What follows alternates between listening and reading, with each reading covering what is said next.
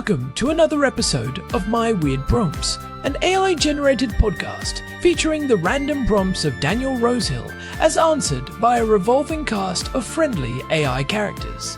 Join us for deep dives into AI, technology, and whatever other random thing Daniel finds fascinating today. Subscribe on Spotify or your favorite podcatcher. Now, today's episode. This episode was generated using artificial intelligence. Please verify facts. Hi there, Mr. Herman and Mr. Corn. So today I'm going to use the podcast to ask pretty directly for your thoughts and any sage advice that Herman Poppleberry and you can offer regarding the current tenancy predicament or situation we find ourselves in. We've done previous episodes about I think the big picture stuff, which is hopefully when we're out of our current rental and looking back on this stressful, difficult time, we'll just see it as that. You tend to forget. I mentioned that I was in a crazy slumlording situation before of kinds where they literally ripped out my toilet. That was atrocious, but it's just kind of a dark, if slightly amusing memory now. And this one I hope too will be in the back mirror fairly soon.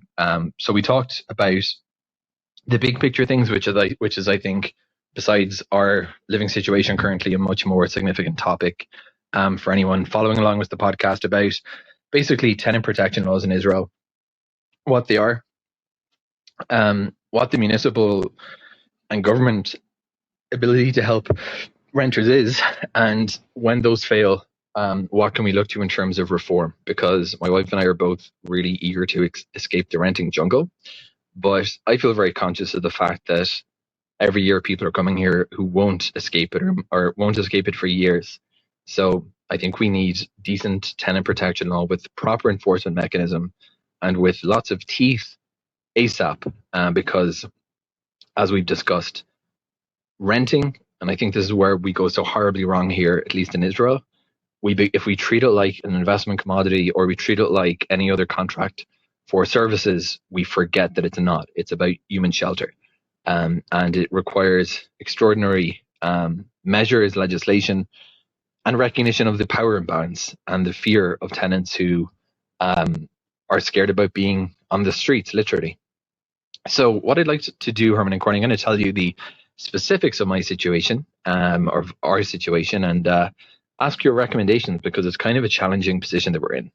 So the 28th of December 2025 is when the Great Leak fiasco begun. I was in bed sleeping and I felt water dripping on my face, and I was firstly thinking this is a dream, but it's not. It was the beginning of a horror movie. It was coming down from the roof and we went up to our neighbors. There was a big heavy rainstorm, and they were really nice. We're just trying to figure out where it's coming from, but we had like an amicable chat trying to figure out the cause. We told them this was happening on our roof, and then we went to sleep, expecting, I think, that maybe after the rainstorm it was just like a random thing got into some pipe and it was fine. But that was not what happened. We wrote to our landlord and told him what was going on. But over the course of the next 2 weeks, different people, so the landlord basically refused to do anything. He said it's not my problem. It's not my fault. There's a leak coming from the roof. It's someone else's fault. Other person then, the building committee, what we call in Israel, the Vad Bayis, everyone is pointing the finger at one another. We're just, people trying to live. I have asthma, which I mentioned because it makes it a little bit different. I definitely don't want to be sleeping somewhere that is not safe for me. And I began documenting this because I thought this might be something we're going to get, we need legal proof for. So I took photos every day, which was actually useful because you can really see how it's worsening if you have water intrusion. And what I noticed, my wife, I mentioned, Hannah is an architect, so she's much more on top of all the, what this column is, the material. But what I observed basically was that the water was spreading like across the ceiling and then reaching down to another wall and kind of accumulating at the bottom. So we were filling up water buckets with the drips from the roof, emptying those throughout the day, and this was going on for weeks. as I mentioned. Eventually mold sprouted, and that was when it got, I guess we escalated, because we've been waiting, asking what's going on. Can you take a look for landlords, sending them updates, nothing happening except seemingly recriminations going on. And that night I woke up with like an asthma attack, or the next night. I don't know, related to the new mold or not, but whatever the case may be, I said, wait, this is nuts. I'm not sleeping in this room with water dripping next to me, ricocheting off the bucket onto my body. So we moved out to the living room and sent a pretty stern message asking our landlord to provide a timeline for remediation. So the landlord ultimately visited the property and seemed pretty agreeable, saw that there was a leak going on. A bunch of people tried to fix it. He brought some water detection specialist. And the next day we got an email basically saying he's not going to fix anything. I'm conscious of the legal aspect of this here, so I'm not mentioning where we live or his name for that reason. But basically the next day wrote us an email saying, we can't, it's not my fault, it's the other people's fault. I'm not doing anything. You were also, like, you weren't nice to me. You've been really unpleasant people. A bunch of really untrue and nasty and random out of the blue allegations. So it seemed like we were kind of being thrown under the bus. One day he comes in and tells us, I'm going to fix it in a matter of days. The very next day he writes us an email saying this, basically pretending that conversation never happened. Fortunately, I recorded the conversation. So we have it on audio, all the commitments. But unless he's a My Word Prompt subscriber, he isn't aware of this fact. Anyway, we were at this point just wanting to, he also wrote to us the next day saying, I'm not extending your lease. So I said, all right, well, that kind of decides it. So we're kind of reacting to these events, but we also need shelter. His response, the landlord's response when they were looking at the room was kind of, well, if you can disconnect this room psychologically and physically from the apartment, you can continue to live here. Otherwise, you have to leave. And the huge disconnect that we felt at numerous times in this experience, and even with people who were very helpful, was people acted as if finding a new place to live was just like ordering a pizza. It's not. It's, in Israel, in Jerusalem, an immensely arduous process. Not only do you have to move, which is super expensive, you have to usually engage the services of a realtor, view properties, be approved. It's anything but simple. It's weeks of drudgery. So we, after sleeping on the couch for a week and calling every relative we could, found someone with a place. So we moved there for, I think, 2 weeks in total. We were sleeping somewhere else with Ezra, our 6-month-old, in tow. During the diagnosis attempts, they eventually succeeded in stopping the leak. But what I was concerned by was the fact that there was still mold. The paint was like, a lot of it was destroyed, just bubbled up. Significant weeks of water damage had occurred, and there was holes in the pillar next to our bed. It didn't strike me as safe to sleep there as an asthmatic at all, especially after I already had asthma exacerbation.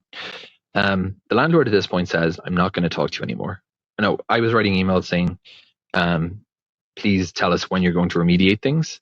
And the assessor came, and we think said basically, this is going to take months to dry. So we don't have any alternative accommodation, never was offered at any point.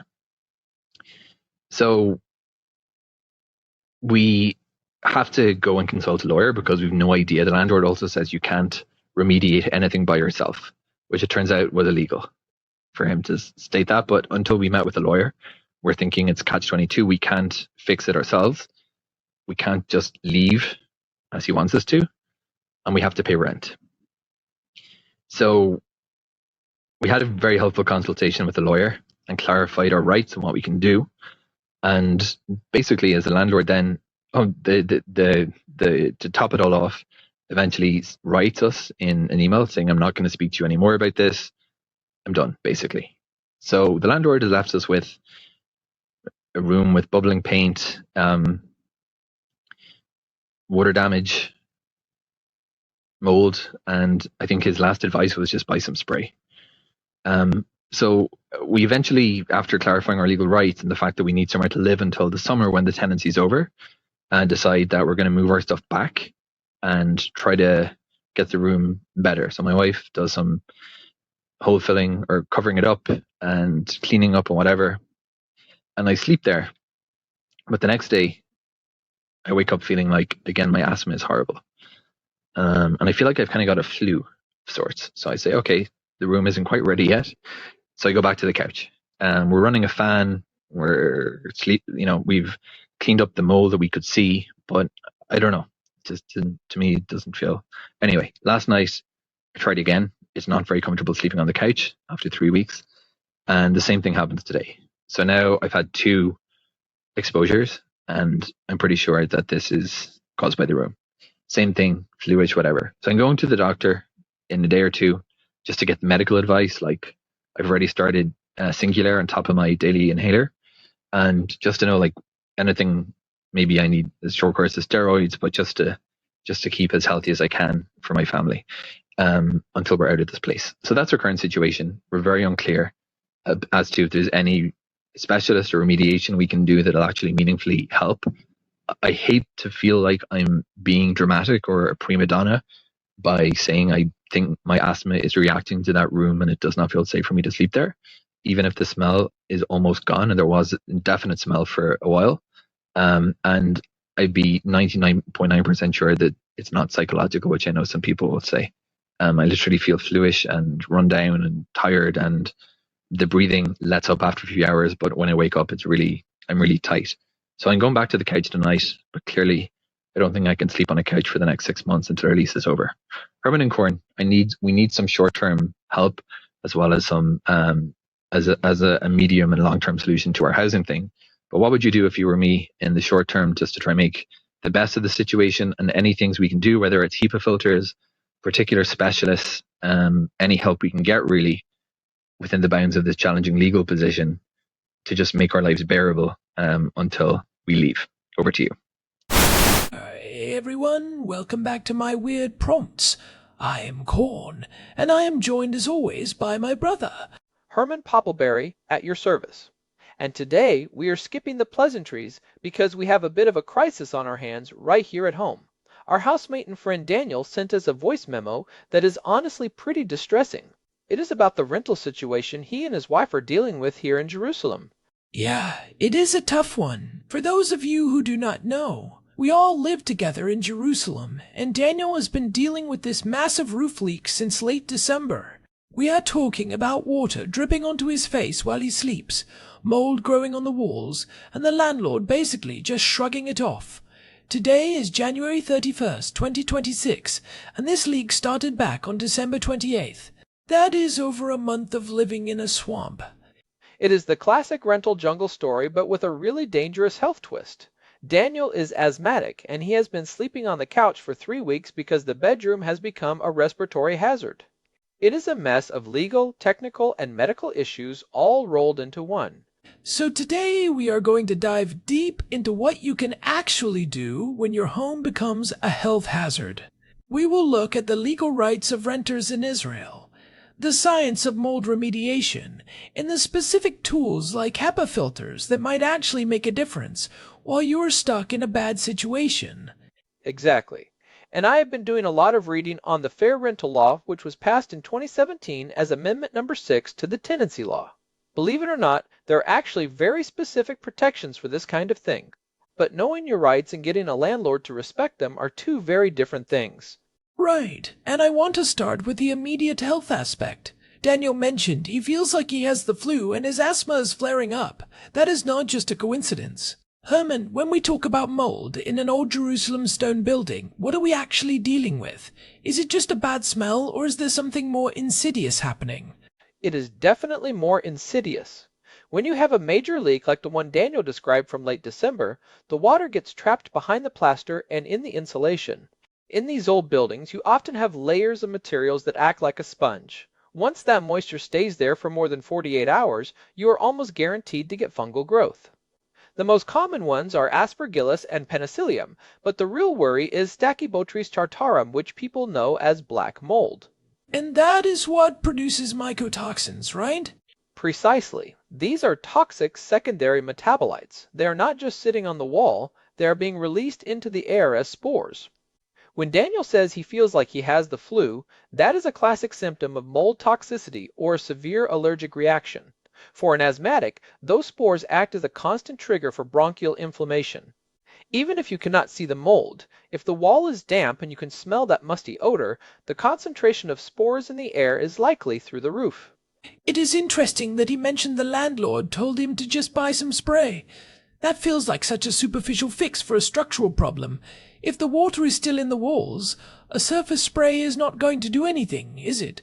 Not a thing. It is like putting a band-aid on a broken leg. You might kill the spores on the very surface, but the mycelium, the root system of the mold, is deep inside the porous materials. As long as the moisture content in the wall is above 15 or 20%, the mold will keep coming back. And in Daniel's case, the leak was not fixed for weeks. That means the entire substrate is saturated. So let's talk about the legal side for a second. Daniel mentioned he consulted a lawyer, which is definitely the right move. But for our listeners who might be in similar spots, what does the law actually say about a property being unfit for habitation? The 2017 Fair Rental Law explicitly defines what makes an apartment unfit for residence. One of the key criteria is a defect that poses a real danger to the health or safety of the tenant. A major structural leak and widespread mold growth definitely qualify. Under the law, the landlord is required to fix any defect that was not caused by the tenant within a reasonable time frame. For something urgent like a roof leak, the law generally expects action within a few days, not a month. But here's the friction point. The landlord is blaming the building committee, or the Vaad Bait, and the neighbors. In these Jerusalem apartment blocks, that kind of finger-pointing is incredibly common. Does that excuse the landlord from his responsibility to Daniel? Not at all. Legally, Daniel's contract is with the landlord, not the building committee. The landlord is responsible for providing a habitable space. If the roof is a communal area, the landlord has to deal with the Vaad Bait to get it fixed. But he cannot just tell Daniel it is not his problem. He is still the one collecting rent for a room that is literally dripping water on the tenant's face. It is frustrating because Daniel and his wife are essentially being gaslit. The landlord says he will fix it, then sends an email saying he won't, and then refuses to extend the lease. It feels like a retaliatory move because they are asking for basic repairs. It almost certainly is. And while the law protects against some forms of retaliation, it is very hard to force a landlord to extend a lease if they do not want to. But in the short term, Daniel has the right to demand a reduction in rent proportional to the loss of use of the apartment. If one bedroom is unusable, that is a significant percentage of the square footage. Okay, so let's get into the practical side. Daniel is stuck there until the summer. He needs to sleep. He tried moving back into the room after some surface cleaning and felt sick again. What are the actual remediation steps that can make a difference in an old stone building like that? First, we have to talk about air quality. The goal is to reduce the spore count to a level where his immune system can handle it. This is where HEPA filters come in. HEPA stands for High Efficiency Particulate Air. To be true, HEPA, a filter must capture 99.97% of particles that are 0.3 microns in size. Mold spores are typically between 3 and 40 microns, so a good HEPA filter will catch them easily. But not all air purifiers are created equal, right? I have seen those small ones at the electronics store that claim to do everything, but they are about the size of a toaster. Yeah, those are mostly useless for a situation this severe. For mold remediation, you need to look at the CADR, which is the clean air delivery rate. You want a machine that can cycle the air in the room at least 5 times per hour. For a standard bedroom in Jerusalem, you are looking for a CADR of at least 200 or 300 cubic meters per hour. Look for brands like Blue Air or Kawe, which are widely available in Israel. And what about the specific type of filter? I have heard people talk about H13 versus H14. H13 is the standard for medical grade HEPA. It is what you want. Some higher-end models also include an activated carbon filter. That is crucial for Daniel because the carbon will soak up the VOCs, or volatile organic compounds, which are the gases that mold produces. That musty smell? Those are microbial VOCs. A HEPA filter alone won't catch the smell, but carbon will. So if Daniel puts a high-quality H13 HEPA filter with a carbon stage in that room, is it safe for him to sleep there? Not necessarily. It is one part of the solution. He also needs to control the humidity. If the room is damp, he needs a dehumidifier. He should be aiming to keep the relative humidity below 50%. If it is higher than that, the mold will continue to thrive and release spores even while the filter is running. It is a constant battle. I'm curious about the cleaning process he mentioned. His wife, who is an architect and knows her way around buildings, did some cleaning and hole filling, but Daniel still felt sick. Is it possible that the mold is actually inside the air conditioning unit? That is a huge point, Corn. In Israel, those wall-mounted mini-split AC units are everywhere. They are notorious for harboring mold. If the room had a major leak, the humidity inside the AC unit would have been through the roof. If he turns on that AC, he might be blowing concentrated spores directly into his face. He needs to check the filters and the internal fins of that unit. If there's black gunk in there, that is a major source of the problem. So he should probably get a professional AC cleaning on top of everything else. But let's look at the wall itself. The landlord suggested spray. We know bleach is the common go-to, but I've read that bleach can actually make mold worse on porous surfaces like plaster or stone. Is that true? It is absolutely true, and it is a mistake almost everyone makes. Bleach is mostly water. When you spray it on a porous wall, the chlorine stays on the surface, but the water soaks into the wall. The chlorine kills the surface mold, but the water feeds the roots deep inside. A few days later, the mold comes back even stronger. You are much better off using a specialized antifungal solution or even high-concentration white vinegar, which can penetrate porous materials better than bleach. Just be careful, vinegar can etch some types of natural stone, so test a small area first. That is a great tip. I think most people just reach for the strongest smelling chemical they can find. But what about the professional side? Daniel asked about specialists. In Israel, who do you even call for this? Is there a specific type of inspector? There are air quality labs that can do spore counts. They will take a sample of the air in the room and a control sample from outside and compare them. If the indoor count is significantly higher, you have a documented health hazard. This is crucial for legal reasons. If Daniel wants to withhold rent or sue for damages later, he needs data, not just his own feelings. And what about the Vard Bayat situation? They are refusing to pay for the roof repair. In a building where everyone is an owner-occupant or a renter, it can get really nasty. Is there a municipal body that can step in? There is. Most cities in Israel, including Jerusalem, have a department for dangerous buildings. If a leak is structural and affecting the safety of the residents, the municipality can actually issue a repair order. If the building committee ignores it, the city can perform the repairs themselves and bill the owners through their property taxes. It is a slow process, but it is a powerful lever. That seems like something Daniel should definitely look into. It takes the pressure off him personally and puts it on the city to enforce the law. But man, the stress of this. He has a 6-month-old baby, he is sleeping on a couch, and he feels like he's being kicked out of his home. It is a massive psychological burden, and that is part of why I think the HEPA filter is so important. It is something he can control right now.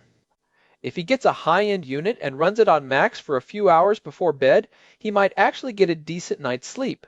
And for an asthmatic, that rest is vital for the immune system to recover from the exposure. I want to touch on the self-help aspect of the law.